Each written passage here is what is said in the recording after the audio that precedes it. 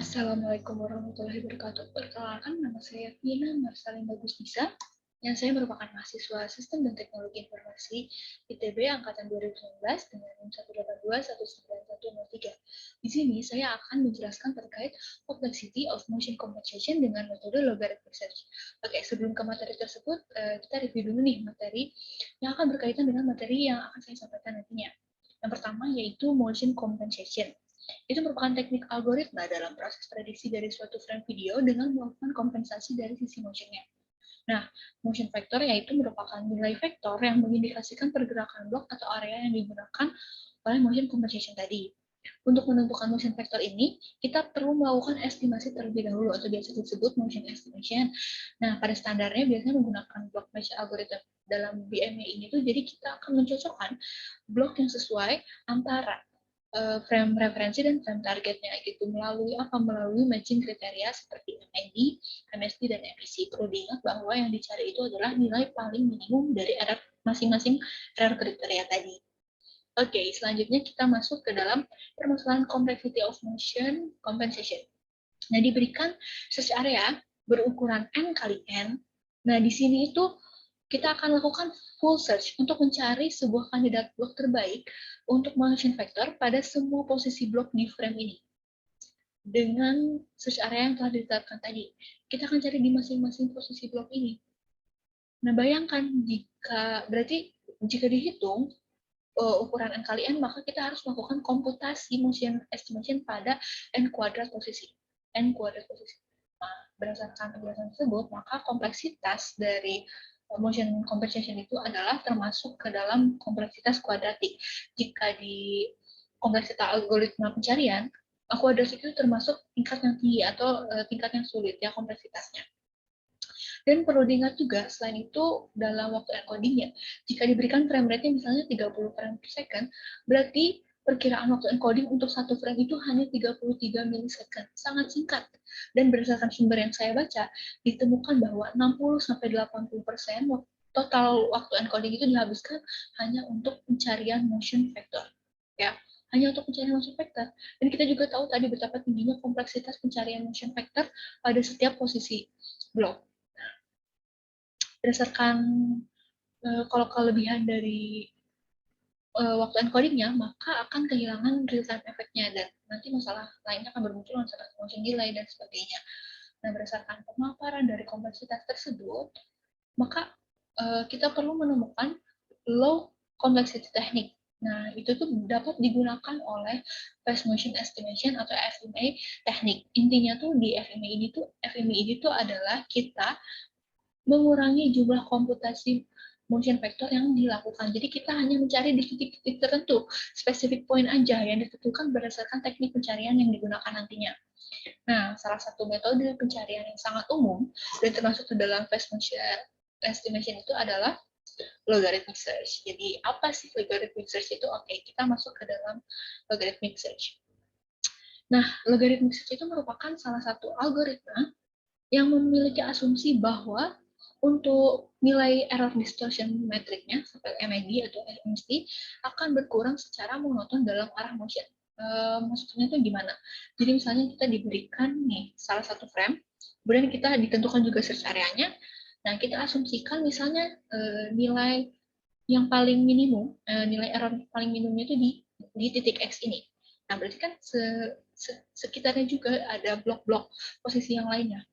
Nah, berdasarkan algoritma logarithmic search ini, jadi jika misalnya titik X ini di sini, maka untuk setiap posisi yang mendekati X ini akan menurun secara monoton. Atau dengan kata lain, jika menjauhi dari titik X akan semakin menaik nilai errornya ya, menaik secara monoton. Jadi untuk menjauhi dari nilai minimum ini menaiknya secara monoton. Jadi kalau mendekati pun juga menurun secara monoton gitu. Nah, berdasarkan asumsi tadi berarti logikanya adalah search area tadi kita nggak perlu mencari di seluruh posisi blok. Cukup misalnya jika kita mendeteksi, oh di sini yang paling minimum, maka search area-nya dipindah, ya search area-nya dipindah, kemudian di refine lagi search area-nya, kemudian kita cari lagi yang paling minimum sampai mendekati ke nilai paling minimum sesungguhnya gitu. Jadi kita nggak perlu mencari seluruh posisi blok tadi. Jadi cukup kita identifikasi, oh ini yang paling minimum, kita ikuti. Kita ikuti karena tadi berkurang secara monoton. Jadi kita ikuti secara apa yang paling minimumnya gitu. Mana titik yang paling minimum kita ikuti gitu. Itu merupakan logika dari logarithmic search gitu. Nah, berdasarkan sumber yang saya cari itu tekniknya itu sebenarnya berbeda-beda ya, berbagai macam. Nah, tapi jika saya simpulkan itu sebenarnya ada dua, yaitu two-dimensional logarithmic atau TDL, dan ada three-step search atau TSS untuk yang menggunakan algoritma logarithmic search ini. Oke, saya akan jelaskan masing-masing dari teknik tersebut. Oke, ke teknik yang pertama ya. Ini dikenalkan oleh Jane and Jane, TDL ini, dan dikatakan akan efektif jika untuk large search area. Jadi untuk search area yang besar itu akan efektif jika menggunakan teknik ini.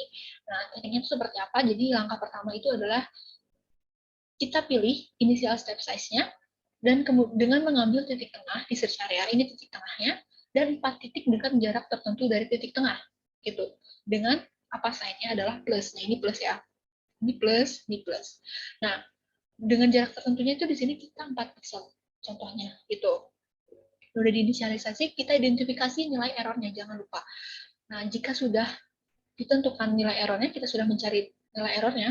Nah, jika base match-nya di tengah, step saya menjadi setengah. Tapi kalau di antara salah satu 4 titik yang di luar tadi itu, maka titik tersebut menjadi center baru untuk diulangi pada langkah pertama.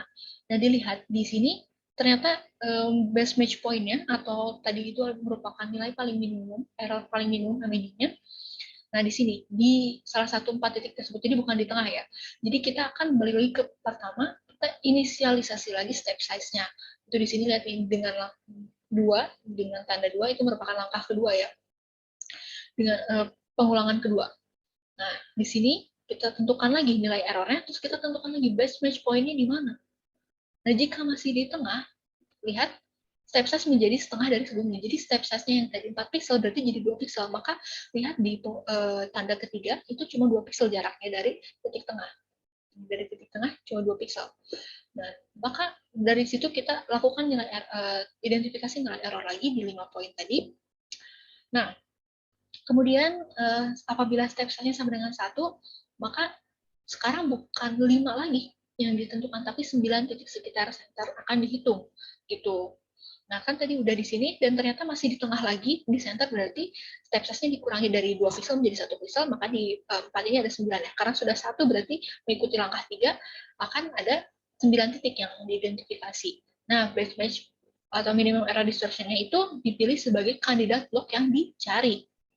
Jadi nih yang posisi ini merupakan final estimasinya karena merupakan base match di pengulangan terakhir gitu. Jadi yang perlu diingat di TDL ini adalah bahwa tekniknya itu posisi untuk menentukan posisinya itu adalah plus sign tadi. Intinya itu. Oke, selanjutnya kita lanjut ke teknik selanjutnya yaitu three step search atau TSS algorithm. Ini dikenalkan oleh Koga. Bedanya apa? Jika dilihat nih ya, misalnya kita diberikan frame yang sama, kemudian kita akan melakukan beberapa iterasi langkah sesuai dengan lebar atau nilai dari K. Nah, K itu tuh sebenarnya apa sih? Nah, K itu tuh merupakan lebar atau parameter dari search area-nya.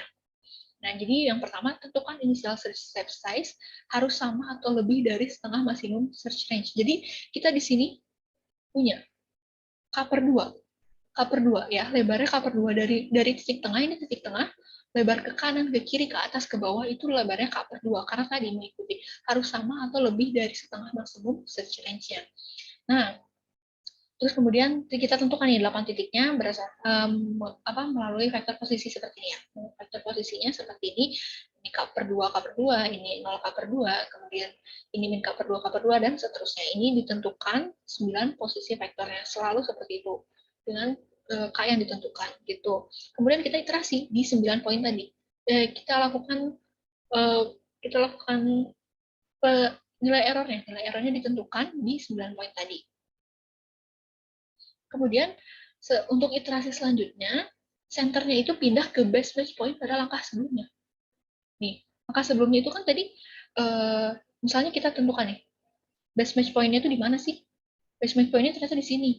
Berarti titik ini atau posisi ini itu akan menjadi center untuk iterasi selanjutnya. Bisa dilihat di iterasi kedua, ini dengan tanda 2, dengan angka 2 ini. Nah, ini menjadi center posisi baru dengan step size-nya itu telah dibagi oleh faktor 2.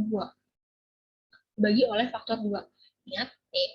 Jadi yang tadinya cover 2 berarti menjadi cover 4. Yang tadinya 4 pixel menjadi 2 pixel step size-nya. Gitu. Kemudian kita tentukan lagi di mana base match point-nya untuk iterasi ini.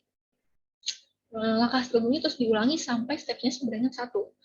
Nah, ditemukanlah di sini ternyata base match point-nya. Nah, kemudian kita lakukan lagi, ini menjadi center untuk iterasi selanjutnya, dan iterasi selanjutnya itu tuh sama dengan 1. Nah, berarti kandidat lock pada iterasi ini itu merupakan untuk motion vectornya, digunakan untuk motion vectornya.